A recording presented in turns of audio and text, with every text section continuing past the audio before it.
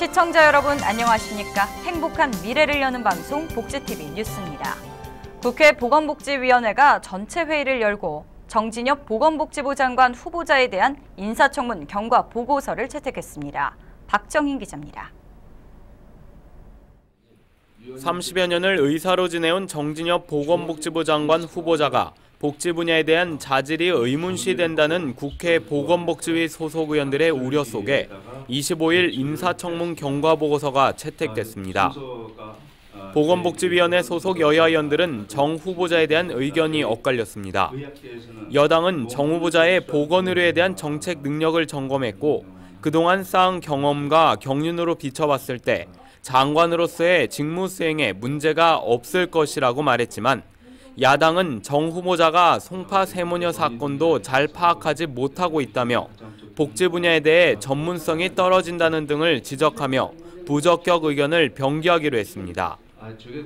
때문에 인사청문회에서 정 후보자는 복지 분야에 대해서 아동과 장애인, 노인은 물론 어려움에 처한 이들을 따뜻한 마음으로 챙기겠다며 장관이 되면 복지 사각지대가 없는지 고민하며 직접 점검하겠다고 밝혔습니다.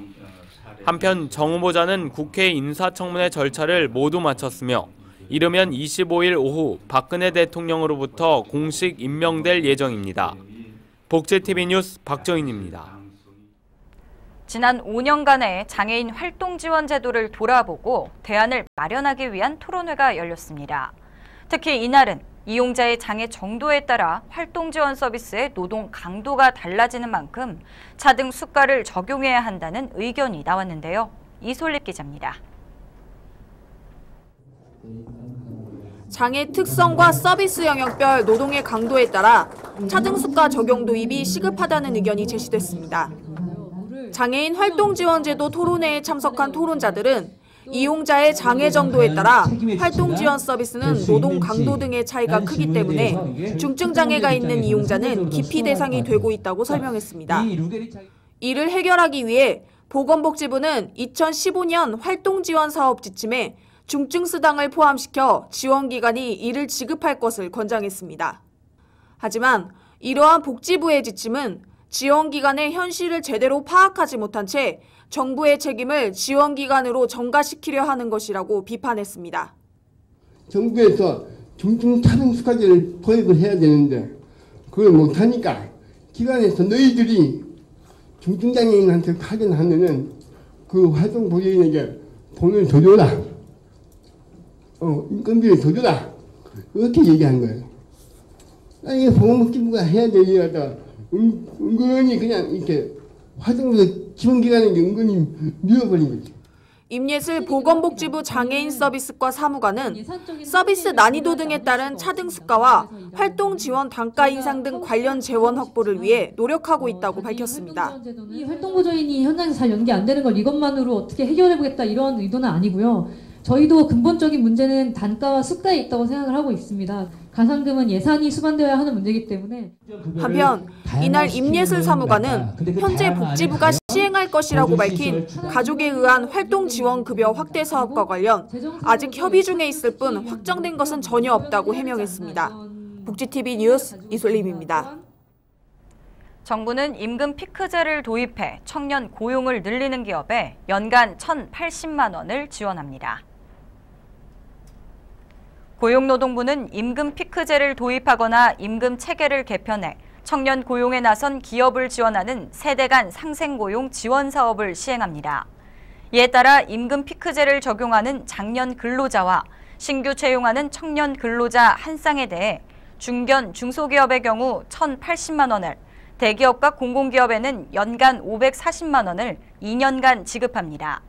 이 사업은 2018년 말까지 한시적으로 운영되며 지원금 신청은 사업체 소재지 관할 고용센터로 문의하면 됩니다.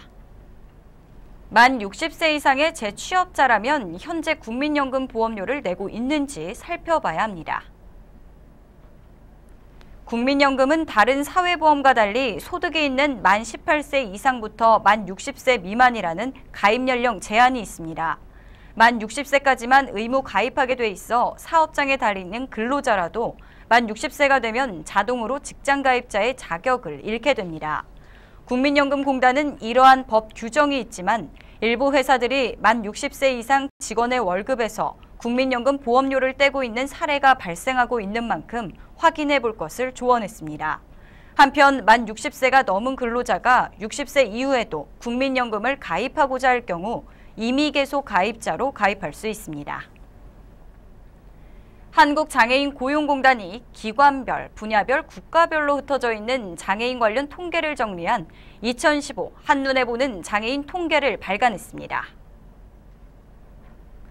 이번 장애인 통계집은 정책 입안자와 연구자, 일반 국민 등 다양한 계층의 통계를 필요로 하는 사람들이 이용할 수 있는 국내외 장애인 통계를 담았습니다. 주요 내용은 장애인 인구, 경제활동, 기업체 장애인 고용 현황, 장애인 교육 및 복지와 해외 장애인 통계 등입니다. 특히 누구나 장애인 통계를 더 쉽고 빠르게 이해할 수 있도록 그래프를 이용한 시각적 효과를 적용한 한편 이번 장애인 통계집은 한국장애인 고용공단 고용개발원 홈페이지에서 내려받을 수 있습니다. 국가인권위원회가 인사혁신처에 공무원 시험을 응시하는 장애인에 대한 메모 대필 편의 제공을 권고했다고 밝혔습니다. 인권위는 오는 29일 예정인 2015년도 국가공무원 공개 경쟁채용 7급 세무직 필기시험에서 손을 자유롭게 쓰지 못하는 장애인에게 회계학 시험 계산 과정에서 메모 대필 편의를 제공하라고 인사혁신처에 권고했습니다. 또 향후 공무원 공개 채용 필기시험에서 시험 과목의 특성과 장애 정도에 따른 편의 제공 내용을 개선할 것을 권고했습니다. 한편 이번 권고는 지난달 29일 뇌병변 장애인 윤모 씨가 인사혁신처에 회계학 시험의 계산 과정에서 산출되는 계산을 대신 메모해주는 편의 제공을 요청했지만 이를 거부당하면서 인권위에 긴급 요청을 한 데 따른 것입니다. 태어날 때부터 앞을 볼 수 없었던 한 소녀가 피아니스트로 거듭나는 과정을 그린 다큐멘터리 영화가 다음 달 개봉을 앞뒀습니다.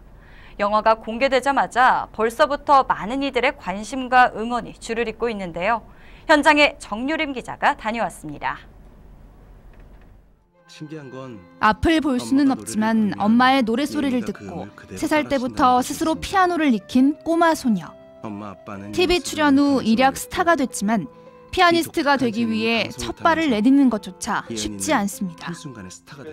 피아니스트 예은 양의 꿈을 향한 도전기를 그린 다큐멘터리 영화 기적의 피아노. 예은 양의 꿈을 위해 그녀와 가족, 선생님이 함께 만들어가는 실화를 담았습니다.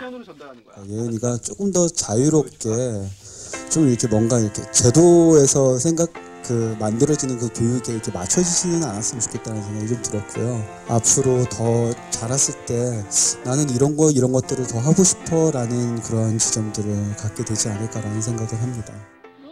감독은 예은 양이 주변 사람들의 사랑으로 성장해가는 과정을 그리고 싶었다고 말합니다. 두 분의 기적이 앞으로 현재 진행형이다라는 생각을 더 해요. 더 큰 기적이 더 나타날 것이고 이루어질 것이고 좀 많은 사람들한테 좀 예은이의 이야기, 기적의 피아노를 많이 알려주셨으면 좋겠고요.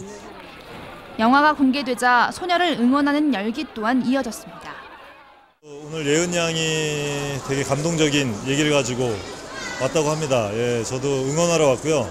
기적의 피아노를 보시고 여러분들도 좀 기적적인 일을 많이 겪으셨으면 좋겠습니다. 기적을 이루십시오. 관객들에게 아름다운 선율을 선사할 이 영화는 다음 달 초 개봉해 관객과 만날 예정입니다. 복지TV 뉴스 정유림입니다. 인천공항이 장애예술가들의 꿈을 지원하고자 지난 22일 별에서 온 이야기 공연을 가졌습니다.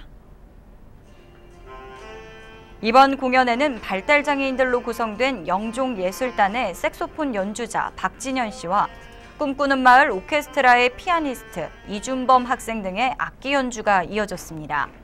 또 성인 발달장애인으로 구성된 참빛 드림학교 청년들의 난타 공연을 비롯해 가수 임경주 씨의 재능 기부 등이 펼쳐졌습니다.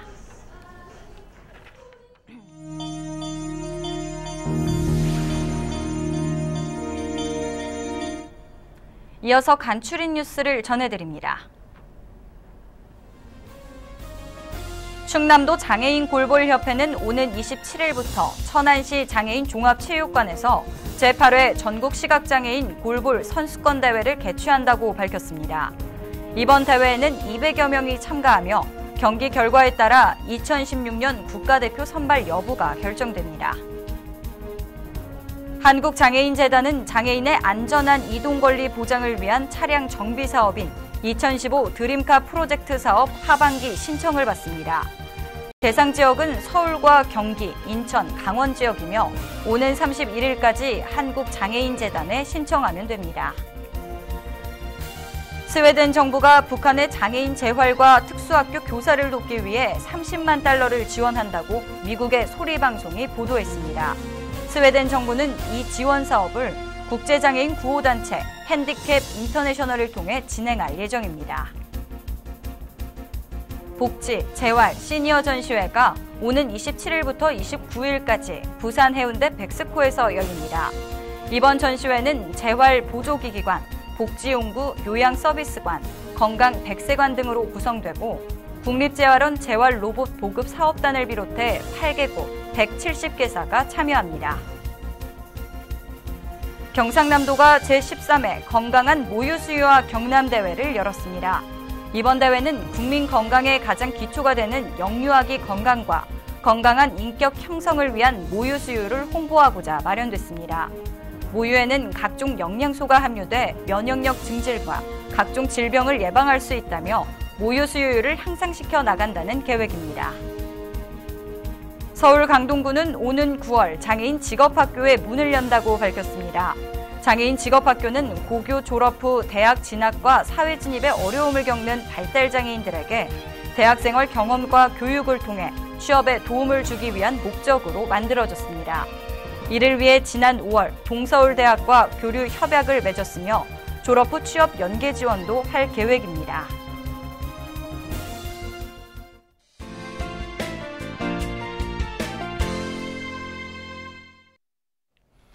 요즘 정부에서는 경제 문제로 노동계의 임금 피크제가 단연 화두가 되고 있습니다. 임금 피크제란 일정 연령이 된 근로자의 임금을 삭감하는 대신 정년까지 고용을 보장하는 제도를 말합니다. 현재 법적 정년은 55세지만 2013년 국회에서 정년을 60세로 연장하는 법을 제정하였고 정부에서도 근로자의 정년을 확실하게 보장하겠다는 의지를 보이고 있습니다.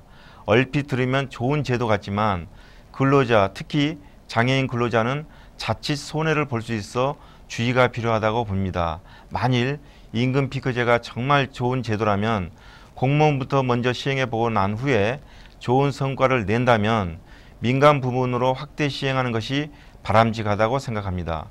정부와 경영계는 소위 60세 정년이 초래할 부정적 시장 효과, 특히 청년 고용 위축 가능성을 이유로 임금 피크제의 불가피성을 주장하지만 정년 60세로 인한 혜택은 정년이 임박한 베이비 부머 세대뿐이며 그 이후 세대는 임금 피크제 때문에 임금이 감소될 가능성이 매우 높기 때문입니다. 노동계는 60세 정년은 법으로 보장된 권리이므로 임금 삭감에 동의할 수 없으며 다만 60세를 넘어서는 계속 고용에 한해 임금 피크제를 도입을 고려할 수 있다는 입장입니다. 하지만 간과해서는 안 되는 중요한 사항이 있습니다. 바로 장애인 근로자의 임금 보전에 관한 사항입니다. 저임금에 시달려온 대다수의 장애인 근로자들에게 정년 연장을 이유로 한 임금 피크제 도입으로 임금 수준이 저하되는 일이 있어서는 안 될 것입니다. 태풍 고니로 인한 피해가 없도록 시설물 관리를 철저히 하시기 바랍니다. 복지TV 뉴스를 마칩니다. 시청해 주셔서 고맙습니다.